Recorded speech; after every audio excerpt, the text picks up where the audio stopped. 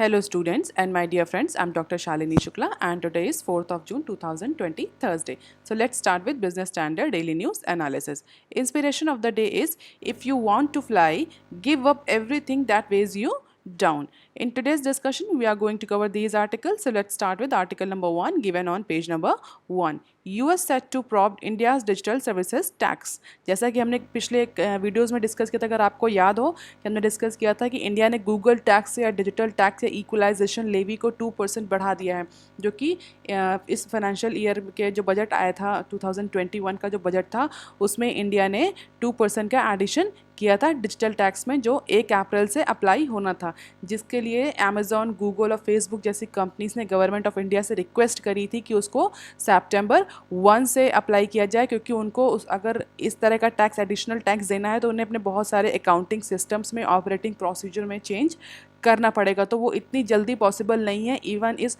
Pandemic की situation में इतनी जल्दी पॉसिबल नहीं है उन सारी टेक्नोलॉजी जियान के बारे में।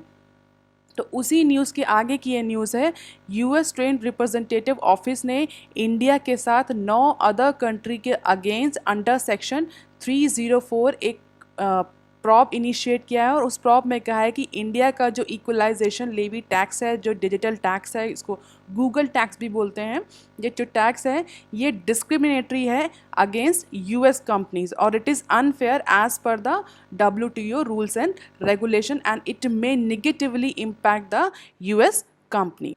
Section 301 of US Trade Act empower the USTR. USTR stands for US Trade Representative Office to initiate any investigation against any trading partner policies action. अगर ये USTR चाहे तो किसी भी ट्रेडिंग पार्टनर के अगेंस्ट कोई भी पॉलिसी एक्शन पर इन्वेस्टिगेट कर सकता है, या किसी ट्रेडिंग पार्टनर चाहे वो इंडिया हो या कोई और कंट्री, उसने ऐसा कोई पॉलिसी मेजर या ऐसा कोई पॉलिसी रिफॉर्म लाया है जो कि USTR को लगता है कि US की कंपनीज़ के लिए अनफेयर है और उनको अनफेयरली टारगेट किया गया है, तो सेक्शन 30 के अंदर USTR उस पर्टिकुलर कंट्री के अगेंस्ट इन्वेस्टिगेशन या प्रॉब इशू कर सकता है. तो USTR का ये कहना है कि ये जो पर्टिकुलर एडिशनल लेवी डाला गया है 2% का digital tax on our technology giant companies like Amazon, Google and Facebook, it is unfairly targeted the US companies only, जिससे कि उनका बिजनेस इंडिया में अफेक्ट करेगा. हालांकि अगर हम इंडिया की बात करें तो इंडिया ने इस पर्टिकुलर मूव को स्ट्रांगली अपोज किया है और ये कहा है कि it is completely under the sovereign right of the India, और कोई भी कंट्री इंडिया को यह नहीं बता सकता कि उसे कौन सा टैक्स अप्लाई करना है और कौन सा टैक्स अप्लाई नहीं करना है. और ये जो टैक्स जो 2% का एडिशनल टैक्स लेवी किया गया है इन सारी टेक्नोलॉजी कंपनीज पर, it is no way discriminatory against US firm. और अगर US को ऐसा लगता है then US should came up certain proofs and showcase with some data that this particular additional levy of 2% is discriminatory specifically against US companies. India का अपना ये stand है कि जो इक्वलाइजेशन लेवी है ये प्रॉपरली WTO के नॉर्म्स के अकॉर्डिंग है और इसमें कोई भी ऐसा क्लॉज नहीं है जो कि स्पेसिफिकली US फर्म्स के अगेंस्ट होता हो. और ये पॉलिसी इतनी ब्रॉड है कि ये सारी कंपनीज़ के लिए इक्वली एप्लीकेबल है. अगर US को कुछ करना है, US कुछ सोल्यूशन फाइंड आउट करना चाहता है, तो rather than imposing any investigation against India, US should go on going discussion under OECD based erosion and profit sharing framework. Recently India ने अपने फाइनेंस बिल 2021 में चेंजेस लाकर, अमेंडमेंट लाकर 2% का digital tax, additional digital tax impose किया था उन सारी non residence e-commerce companies में जिनका एक्चुअली में कोई फिजिकल इंफ्रास्ट्रक्चर इंडिया में नहीं है, but they have their business in India. उनकी मार्केटिंग है, वो अपने प्रोडक्ट सेल करते हैं इंडिया में. और जैसे ही गवर्नमेंट ऑफ इंडिया ने ये मूव लिया था, American tech giants including Amazon, Microsoft, Google, Facebook, इनके थ्रू बहुत शार्प रिएक्शन आया था और उन्होंने USTR को कंप्लेन करी थी. उसी कंप्लेन से फॉलो अप लेते हुए USTR ने इंडिया के अगेंस्ट इन्वेस्टिगेशन लॉन्च. और अगर हम बात करें और कितने कंट्रीज हैं जिनके अगेंस्ट ये इन्वेस्टिगेशन इनिशिएट किया है, this is Australia, Brazil, Indonesia, Italy, Spain, Turkey, चेक रिपब्लिक, UK, EU, इन सब के अगेंस्ट ये इन्वेस्टिगेशन USTR ने इन्वेस्टिगेशन इन्वोक किया है. हालांकि इंडिया का अपना स्टैंड है कि इंडिया का केस स्ट्रॉन्ग है यहाँ पर और अगर यूएस को ऐसा लगता है कि ये पर्टिकुलर लॉ उनके अगेंस्ट है तो उनको एविडेंस और डेटा शो करना चाहिए कि भाई ये पर्टिकुलर जो ये जो एडिशनल लेवी है ये आप ही की कंपनीज को अफेक्ट कर रहा है, किसी और कंपनी को अफेक्ट नहीं कर रहा है. It is discriminatory against US multinationals. This is the quick recap that you can go with. India ने टैक्स 2% एडिशनल टैक्स बढ़ाकर 6% कर दिया, जिससे कि जो यूएस की मेजर फर्म्स हैं गूगल, फेसबुक, ट्विटर, अमेजोन, उन्होंने शार्प रिएक्शन दिया. इन्होंने यूटीआर में कंप्लेन यूएसटीआर में कंप्लेन करी, जिसके अगेंस्ट यूएसटीआर ने इंडिया के साथ साथ इन 9 कंट्रीज़ के अगेंस्ट भी इन्वेस्टिगेशन प्रॉप करी है, इन्वेस्टिगेशन इनिशिएट करा है. तो अब फ्यूचर में देखने को मिलेगा कि इस इन्वेस्टिगेशन का क्या रिजल्ट आता है, क्या यूएसए WTO तक इंडिया को ड्रैग करके ले जाता है इस पर्टिकुलर टैक्स पर. अब देख लेते हैं article number 2 given on page number 1. Interest waiver will impact banks viability, RBI to SC. Supreme court में एक पटिशन दाखिल हुई थी जिसमें जो पटिशनर है उसने चैलेंज किया था levy of the interest rate on loan during moratorium period. उसने कहा था, उस पटिशन में कहा गया था कि RBI को मोराटोरम पीरियड में जो भी इंटरेस्ट अगर लगा रही है वो नहीं लगाना चाहिए. It is unethical and wrong. Moratorium period कौन सा था? जब RBI ने पहले 3% का 3 महीने का एक्सटेंशन दिया था, बाद में 3 महीने का और एक्सटेंशन कर दिया था इंटरेस्ट एंड लोन के रीपेमेंट में. जो टर्म्स लोन थे जिस पे जो बिजनेसमैन थे उनका जो इंस्टॉलमेंट करती थी उस पर RBI ने मोराटोरम पीरियड दिया था सारे लोन होल्डर्स को. तो उसी पर RBI के अगेंस्ट एक पटिशन सुप्रीम कोर्ट में दाखिल हुई जिसमें कहा गया कि जो मोराटोरम पीरियड है उस पीरियड में इंटरेस्ट भी नहीं लगना चाहिए और वो पर्टिकुलर इंटरेस्ट RBI को या कॉमर्शियल बैंक्स को वेव ऑफ कर देना चाहिए. तो उसी के रिस्पॉन्स में RBI ने सुप्रीम कोर्ट में एक एफिडेविट सबमिट किया है जिसपे उसने ये कहा है कि if RBI will go for waiver of the interest on loan in this moratorium period, it may financially impact the banks and it is totally unfinancial for commercial banks to operate after giving this much amount of loan interest waiver on loan. जिससे जो banks के depositors हैं उनका interest hampered होगा और it में leads to jeopardy for the depositor. और banks की प्राइमरी रिस्पॉन्सिबिलिटी होती है क्योंकि वो कॉमर्शियल बैंक्स हैं कि डिपॉजिटर्स के राइट को सिक्योर करना. तो अगर बैंक इस 6 महीने के लिए RBI और कॉमर्शियल बैंक्स इस मोराटोरम पीरियड का इंटरेस्ट को वेव ऑफ कर देते हैं देन इट में leads to approximately 2 trillion of financial burden on all commercial banks and RBI, and that may impact the financial viability of the banks and may affect and will definitely affect the interest of the depositor as well as the financial sectors.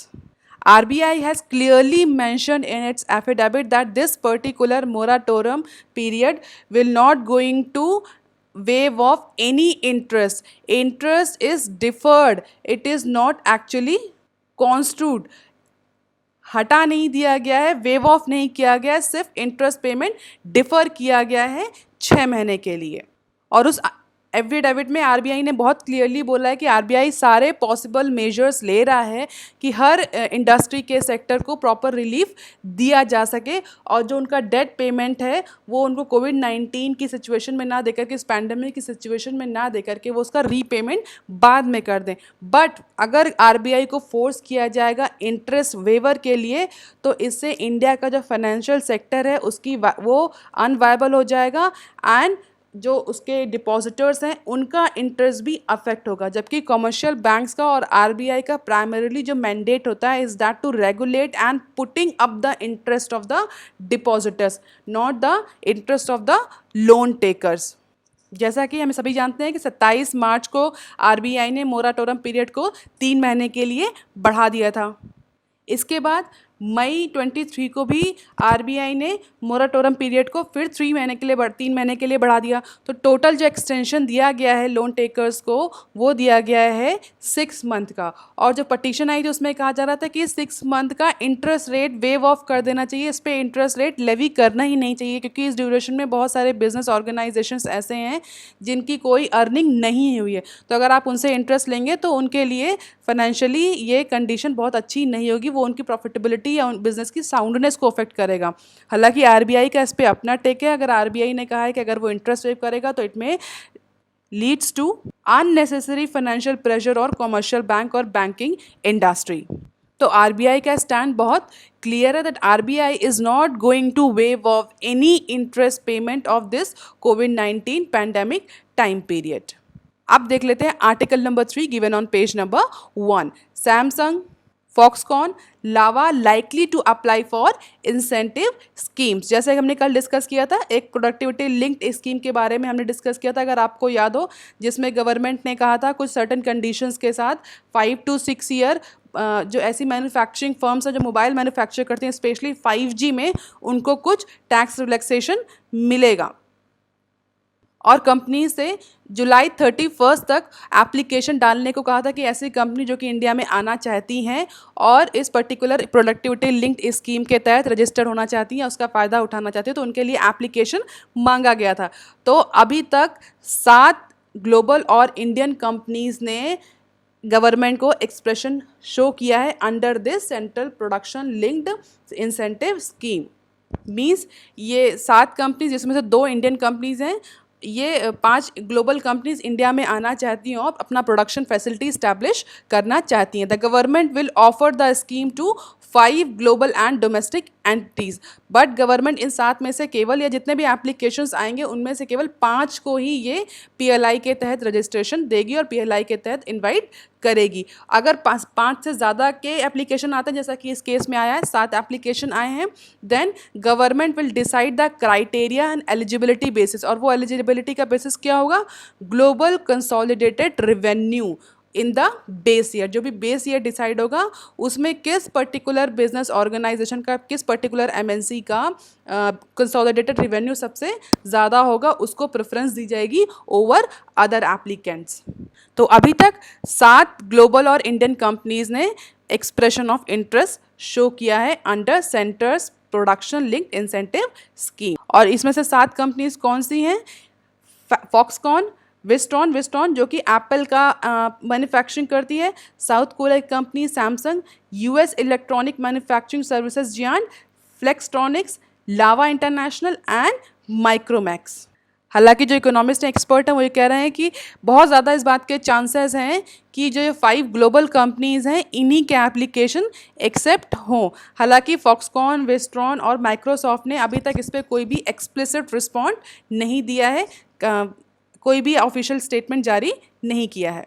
तो it is a good news कि जो government ने productivity linked production linked incentive scheme लाई थी, उसके तहत application government को मिल रहे हैं, specially for 5G manufacturing, 5G equipment manufacturing. तो in future we can see India as the export hub in case of 5G manufacturing और 5G इक्विपमेंट।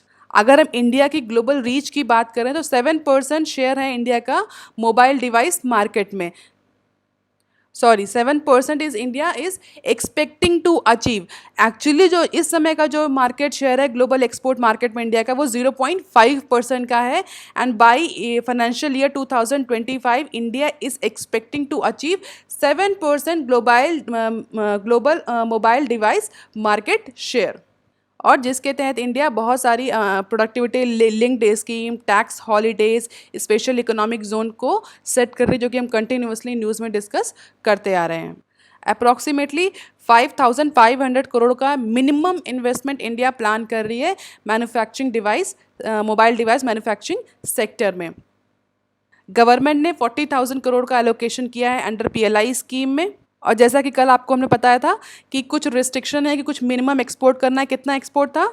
600 करोड़ से लेकर के 1000 करोड़ तक का एक्सपोर्ट पर एनम कंपनीज को करना है, जो कि पीएलआई के तहत इंडिया आएंगी। तो अगर हम बात करें 5 पूरी ग्लोबल कंपनीज जो इंडिया आएंगी, अगर उनका कंसोलिडेटेड एक्सपोर्ट देखा जाए तो अप्रॉक्सीमेटली 20,000 से 80,000 करोड़ का पर एनम एक्सपोर्ट होगा अगर कंपनीज पीएलआई के तहत इंडिया आती हैं और ये स्कीम सक्सेसफुल रहती है।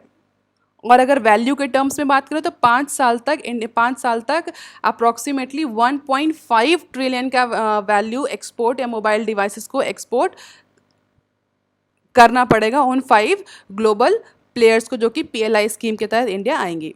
अब देख लेते हैं article number 4 given on page number 1, ordinance allowing direct buying from farmers approved. अगर आपको याद हो तो जब गवर्नमेंट ने 20 ट्रिलियन का पैकेज अनाउंस किया था, उसके बाद 5 दिन तक हमारी फाइनेंस मिनिस्टर ने बहुत सारे रिफॉर्म्स का अनाउंसमेंट किया था, और उसमें एक बहुत बड़ा रिफॉर्म जो था वो था मंडीज़ को लेकर के। अगर आपको याद हो तो APMC ई नाम को लेकर के गवर्नमेंट ने बहुत ज़्यादा अनाउंसमेंट किए थे, और मैंने आपको उस ड्यूरेशन में भी बताया था कि मंडीज़ जो सेटअप होती हैं APMCs, ये स्टेट के जुरिडिक्शन में आती हैं। और उस समय मैंने आपको ये भी डिस्कस करके बताया था कि अगर गवर्नमेंट ने स्टेट का कंट्रोल इससे हटा लिया है, जिसकी वजह से बहुत सारे स्टेट्स जो हैं वो नाराज़ थे सेंटर से, और ये कह रहे थे it was against the cooperative federalism spirit of India. हालांकि जो स्टेट्स है उस ड्यूरेशन में बहुत कुछ कर नहीं पाए, और जितने भी अब उस समय जो रिफॉर्म्स अनाउंस किए गए थे, per day union cabinet committee की मीटिंग हो रही है जिसमें बहुत सारे जो रिफॉर्म्स है उनको अप्रूवल मिलता जा रहा है। कल यूनियन कैबिनेट की मीटिंग हुई जिसमें यूनियन कैबिनेट ने क्लियर कर दिया उस ऑर्डिनेंस को जो कि इनेबल करता है बायर्स को। बायर्स कौन हो सकते हैं?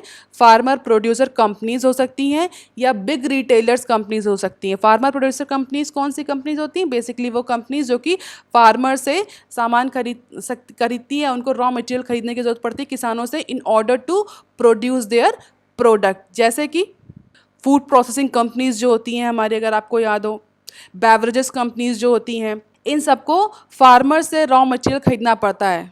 अगर हम एग्जाम्पल, बहुत इजी एग्जाम्पल लें तो लेस का, जो हमारे यहाँ पोटैटो चिप्स बनाते हैं, अगर इनको पोटैटो चिप्स मैन्युफैक्चर करने हैं, it means they have to buy the farmer produce, और वो फार्मर प्रोड्यूस क्या है?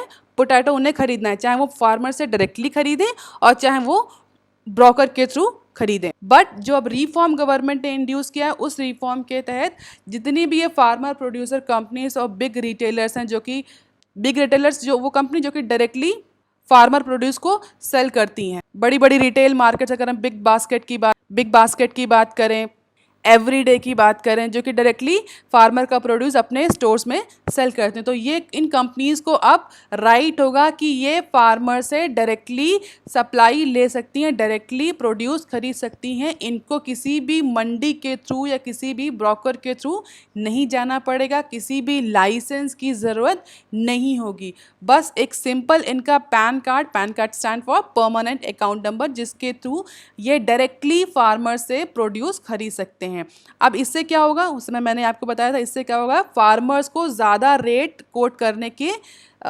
चांसेस या अपॉर्चुनिटी मिलेगी, और जिससे फार्मर की इनकम बढ़ेगी। होता क्या था बहुत बार, जब ब्रोकर इन्वॉल्व होते थे इस डील में, तो एक्चुअली फार्मर तक जो बेनिफिट होता था वो बहुत कम बेनिफिट जा पाता था। बीच में जितने इंटरमीडियरीज इन्वॉल्व होते थे वो अपना अपना कमीशन लेते थे, तो इवेंचुअली जो प्रोड्यूसर कंपनीज थी उनको भी हाई रेट में प्रोडक्ट मिलता था, और उस हाई रेट का फ़ायदा फार्मर को, छोटे फार्मर्स को या मिडिल स्केल फार्मर्स को होता भी नहीं था, बट प्राइस जो था वो हाई ही होता था। तो इस चीज़ को रिमूव करने के लिए गवर्नमेंट ने ये रिफॉर्म इनिशिएट किया है, जिसमें बीच के सारे इंटरमीडियरीज का रोल गवर्नमेंट ने ख़त्म कर दिया है।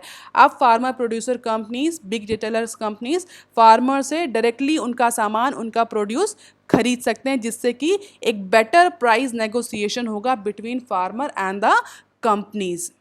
और इसके लिए कैबिनेट ने एक ऑर्डिनेंस अप्रूव किया है, farmer empowerment and protection agreement on price assurance and farm services ordinance 2020। तो आप इसका नाम याद रखेंगे, हो सकता है किसी भी बैंकिंग एग्जाम में आपसे ये पूछ लिया जाए कि ये पर्टिकुलर ऑर्डिनेंस किस लिए आया था। तो इस ऑर्डिनेंस का क्या पर्पस है? To facilitate the contract farming between farmers and the processor and the traders. तो अब जो ये रिफॉर्म इनिशिएट किया है, जो अप्रूव हुआ है, इसमें सबसे पहला जो क्लॉज है वो ये कि जितनी भी प्रोड्यूसर कंपनीज हैं वो फार्मर से डायरेक्टली सामान खरीद सकती हैं, डायरेक्टली रॉ मटेरियल खरीद सकती हैं।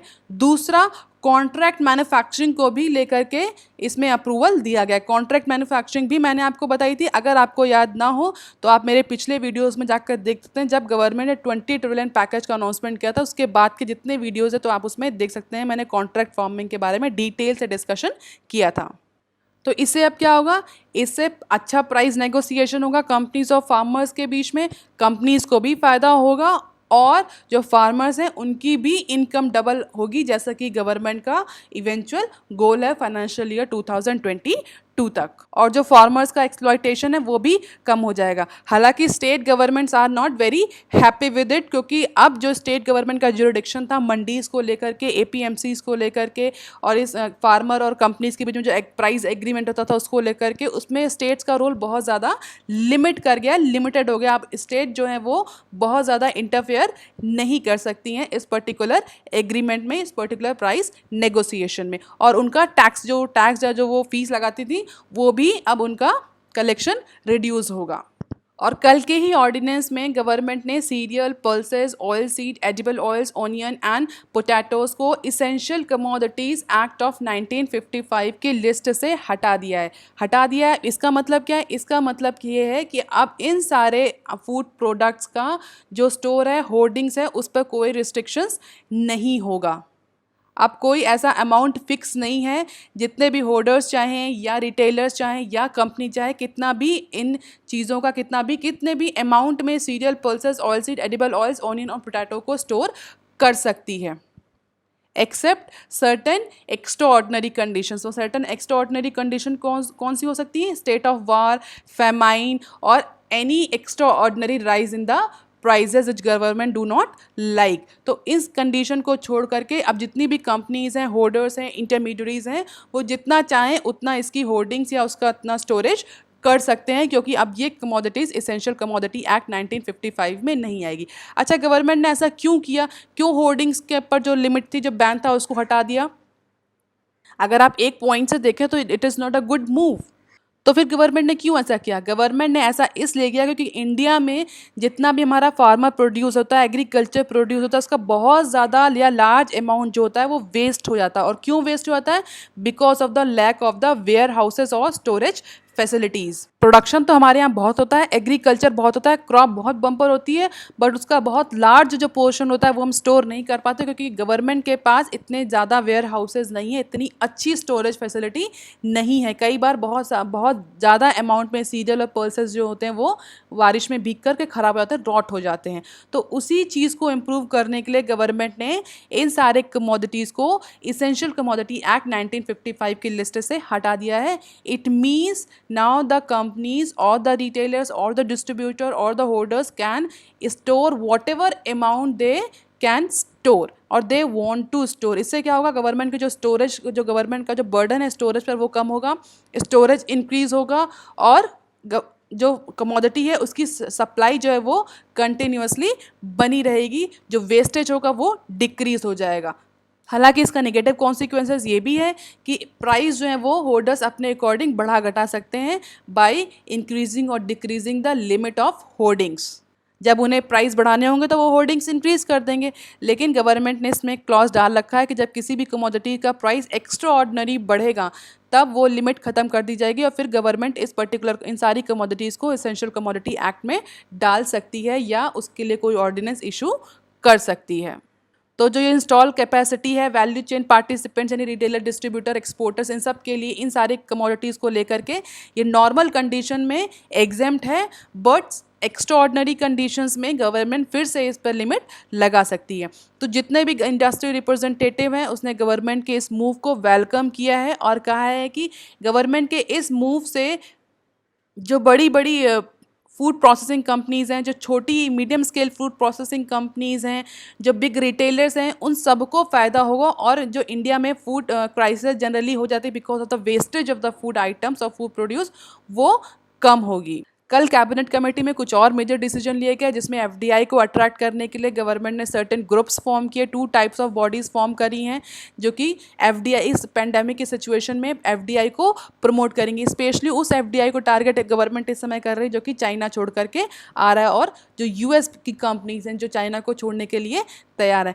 कल कैबिनेट ने आईबीसी सस्पेंशन का भी जो ऑर्डिनेंस था उसको भी इन्वोक कर दिया है, उसका भी रिफॉर्म अप्रूव हो गया है।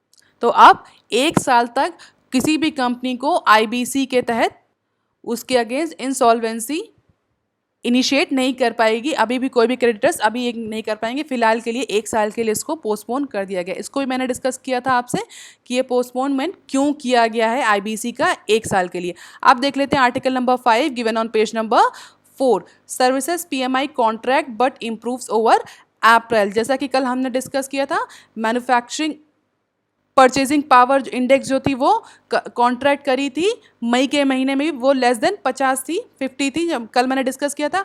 आज सर्विस सेक्टर के लिए भी पीएमआई का कॉन्ट्रैक्शन डेटा रिलीज हुआ, जिसमें जिसमें IHS market service business activity index ने service PMI purchasing manager index का डेटा सर्विस सेक्टर के लिए रिलीज़ किया। हालांकि उस डेटा में मई में कुछ इम्प्रूवमेंट देखने को मिला है, जैसा कि मैन्युफैक्चरिंग में हमने देखा था, बट वो इम्प्रूवमेंट इतना अच्छा नहीं है। अगर हम बात करें कितना इम्प्रूवमेंट हो, तो सर्विस के पीएमआई में 12.6% मई में सर्विस पीएमआई रहा, जो कि अप्रैल में 5.4% था।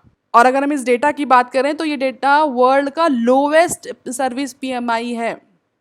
मीन्स किसी भी कंट्री में सर्विस पीएमआई इतना कॉन्ट्रैक्ट नहीं किया है जितना कि इंडिया में किया। इवन अगर आप मैन्युफैक्चरिंग पीएमआई को भी देखेंगे तो वो भी 30+ था, और अप्रैल के महीने में वो 20+ था, जबकि सर्विसेज में ये 12.6 मई में और 5.4 अप्रैल में रिकॉर्ड हुआ है। जैसा कि हमने कल डिस्कस किया था, 50 मार्क का थ्रेशोल्ड डिसाइड किया गया है। अगर 50 से ऊपर का पीएमआई होता है तो इट इंडिकेट एक्सपेंशन, और 50 से नीचे का पीएमआई होता है, चाहे वो सर्विस हो चाहे वो मैन्युफैक्चरिंग हो, दैट इंडिकेट कॉन्ट्रैक्शन। तो जैसा कि हम देख सकते हैं कि सर्विसेज में ज़्यादा कॉन्ट्रैक्शन देखने को मिल रहा है मैन्युफैक्चरिंग के कंपैरिजन में। ऐसा क्यों है? ऐसा इसलिए, अगर आपको ध्यान हो तो मैंने बताया था, टूरिज़्म और ट्रैवल जो है वो सबसे ज़्यादा अफेक्ट हुआ सेक्टर है इस पैंडेमिक लॉकडाउन की वजह से, और आईटी सेक्टर भी बहुत ज़्यादा इम्पैक्टेड है। आईटी क्यों इम्पैक्टेड है? आप कह सकते हैं कि मैम आईटी तो वर्क फ्रॉम होम करता है, उनमें क्या फ़र्क पड़ा है?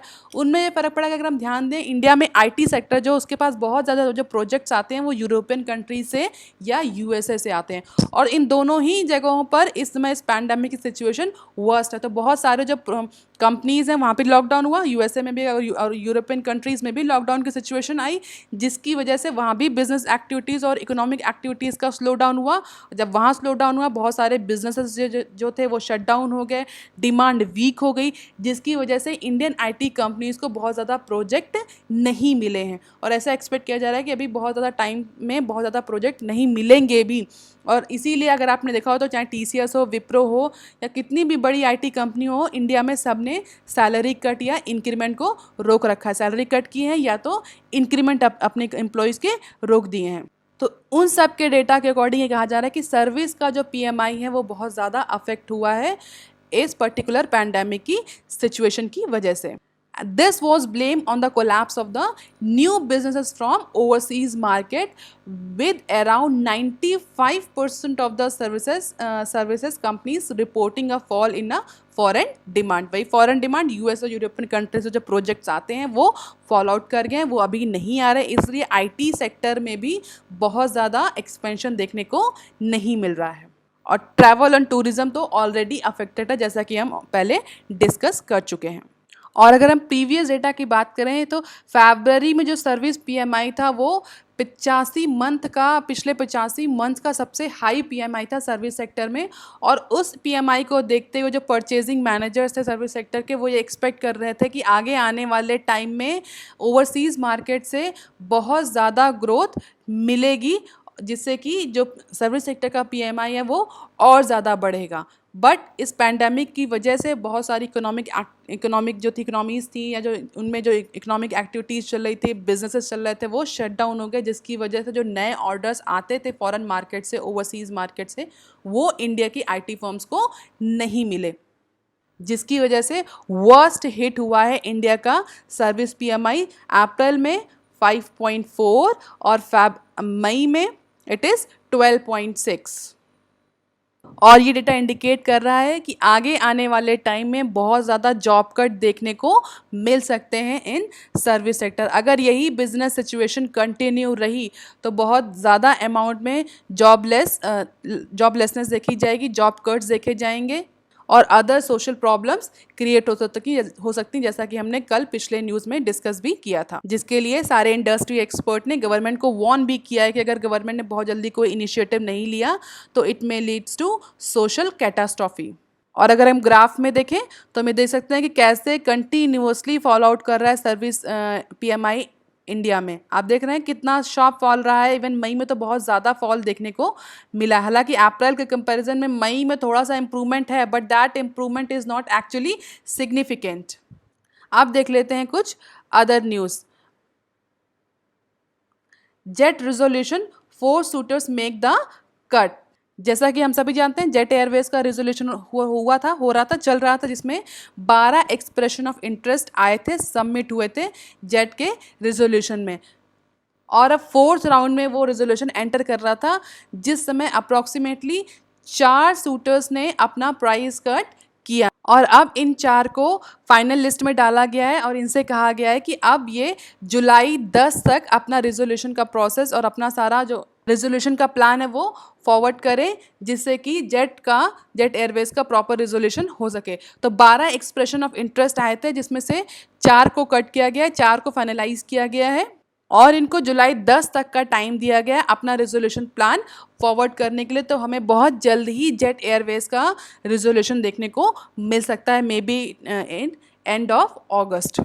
और अगर हम बात करें कि ये 4 कौन सी कंपनीज, अगर आप नाम जानना चाहें तो UK based Calrock capital, Canadian entrepreneur Shiva Kumar, Abu Dhabi based imperial capital investment and alpha aviation, ये 4 कंपनी शॉर्टलिस्ट हुई हैं या इन्होंने इनको शॉर्ट आउट किया गया है 12 एक्सप्रेशन ऑफ इंटरेस्ट से। अब देख लेते हैं next clip. After Russia clears, India looks to expedite favipiravir approval. जैसा कि हम सभी जानते हैं रशिया ने फैविपिराविर का अप्रूवल दे दिया एज अ कोविड-19 ड्रग। अब रशिया के अप्रूवल के बाद India is also looking forward to expedite the acceptance और the approval process of favipiravir drug against कोविड-19। अगर आप बहुत ध्यान से देखें तो बहुत सारी फार्मास्यूटिकल कंपनीज हैं जो इस समय बहुत सारी ड्रग्स को अपना अप्रूवल दिलाना चाह रही हैं एज अ कोविड-19 ड्रग्स, और गवर्नमेंट्स भी अप्रूवल दे रही हैं। जैसे कि आपको पता होगा कि रेमडेसिविर को अप्रूवल दिया जापान ने, रशिया ने अप्रूवल दिया फैविपिराविर को, और इंडिया भी अब फैविपिराविर की तरफ अप्रूवल की तरफ जा रही है। और इवन आप देख रहे होंगे कि बहुत सारी जो गवर्नमेंट हैं, इकोनॉमीज़ हैं, वो अपनी ड्रग अप्रूवल की प्रोसेस को, वैक्सीन डेवलपमेंट की प्रोसेस को, इन सब को भी ईज आउट कर रही हैं। क्यों ईज आउट कर रही हैं? पहले तो कोविड-19 का प्रॉपर ट्रीटमेंट अवेलेबल हो इसलिए भी, दूसरा अपने फार्मास्यूटिकल सेक्टर को स्ट्रॉन्ग करने के लिए। हालांकि ये ड्रग अप्रूवल और वैक्सीन जो डेवलपमेंट होता है बहुत लॉन्ग टाइम लेता है, बट इस समय गवर्नमेंट जो है वो इस पर्टिकुलर प्रोसेस को एक्सपीडाइट कर रही हैं, स्पीड अप कर रही हैं। अगर इंडिया की बात करें तो इंडिया ने रेमडेसिविर को फॉरेन डेटा के बेस पर, ग्लोबल क्लिनिकल ट्रायल के बेसिस पर ही अप्रूवल दे दिया था। हालांकि फैविपिराविर के केस में गवर्नमेंट ऑफ इंडिया ने इंडिया में भी क्लिनिकल ट्रायल इनिशिएट किए हैं और 3rd स्टेज में क्लिनिकल ट्रायल चल रहा था। बहुत जल्दी फैविपिराविर को अप्रूवल मिलता हुआ दिखेगा। अब देख लेते हैं next news. Tata tele to sell residual business to repay loan. Tata tele services which reported approximately 13,000 crore of loss in financial year 2020 is going to sell its residual business in order to repay its dues and its loans.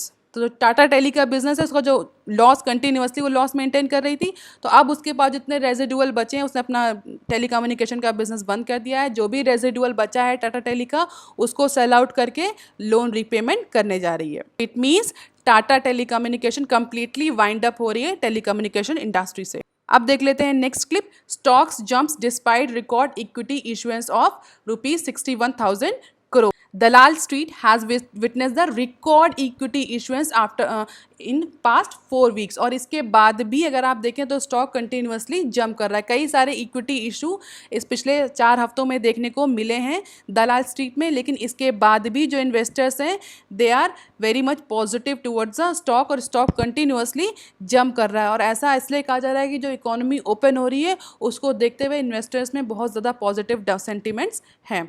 आज के news discussion में इतना ही। आज की अगर हम बात करें न्यूज़ ऑफ द डे, तो आज का न्यूज़ ऑफ द डे है US set to prop India's digital services tax. इसमें आप ये भी देख सकते हैं कि बेस इरोजन क्या होता है, डिजिटल सर्विस टैक्स क्या होता है, जो OECD का जो बेस इरोजन पे जो फ्रेमवर्क डिस्कशन चल रहा है वो क्या है, ये सब आपके प्रोबेबल क्वेश्चन हो सकते हैं किसी भी कॉम्पिटेटिव एग्जाम्स में। वोकैबुलरी ऑफ द डे की अगर हम बात करें तो it is deferment. Deferment means मोहलत, एंड कॉन्स्टिट्यूट मीन अर्थ लगाया। ये दोनों ही वोकैबुलरी हमने RBI के कंटेक्स्ट में यूज़ करी है। All these are the references student. If you like, please share and subscribe. Thank you.